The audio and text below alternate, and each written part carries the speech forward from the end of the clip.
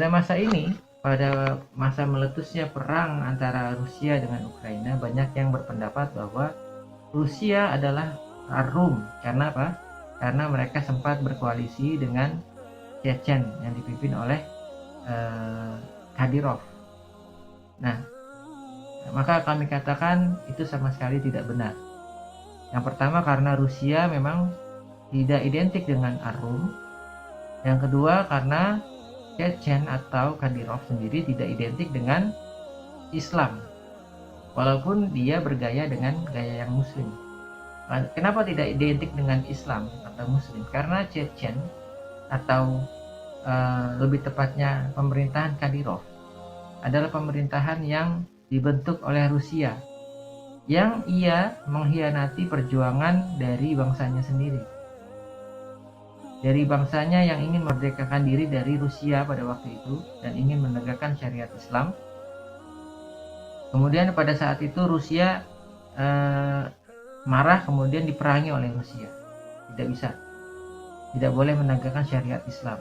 Nah, ketika itu di akhir-akhir perjuangan para pejuang, kemudian dikhianati oleh kelompok Kadyrov ini, yang kemudian diangkat menjadi pemimpin Chechen.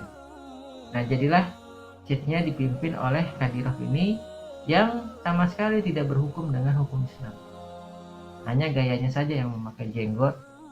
Kemudian mereka tetap sholat dan beribadah seperti halnya orang Muslim, tetapi mereka tidak mau menegakkan syariat Islam. Bahkan Kadyrov ini tunduk kepada Rusia. Oleh sebab itu, ketika pecah peperangan antara Rusia dengan Ukraina, sangat wajar ketika mereka berpihak kepada tuannya, yaitu Rusia. Maka ini sama sekali bukan representasi dari hadis Rasulullah yang menyebutkan Ar-Rum akan memerangi umat Islam, bukan sama sekali. Maka kita akan lebih dulu menjelaskan siapakah Ar-Rum pada saat ini. Ada yang mengatakan bahwa Ar-Rum adalah Rusia. Ada juga yang mengatakan Amerika atau Eropa. Menurut pendapat kami, kekristenan sangat kuat tercatat di dalam sejarah ada di Eropa. Sejarahnya Kekaisaran Romawi terbagi dua, yaitu Kekaisaran Romawi Barat dan Romawi Timur. Setelah keduanya berakhir dengan terpecah-pecah, mereka menjadi kerajaan-kerajaan yang kecil, kemudian dikelompokkan berdasarkan kekristenan. Jadi setelah terpecah-pecah, maka yang kita kenal adalah kekristenan saja. Kekristenan meliputi ada dua.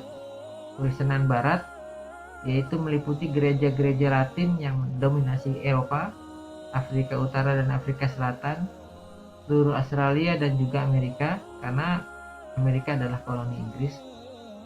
Kemudian kekristenan Timur berkembang di wilayah Balkan, Eropa Timur, Asia Kecil, Timur Tengah, Afrika dan Asia Timur. Kemudian sebagian wilayah Timur Jauh atau Cina.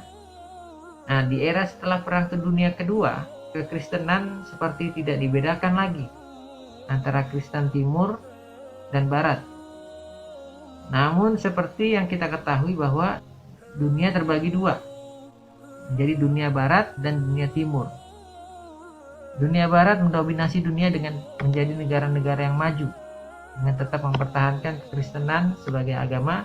Bahkan Inggris dan banyak negara-negara Eropa lainnya dalam benderanya menggambarkan salib.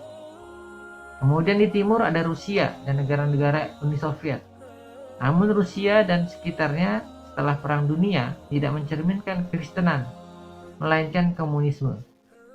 Nah, kesimpulan kami, Ar-Rum lebih cocok kepada dunia Barat yang diwakili oleh negara-negara maju Eropa, Australia, dan Amerika.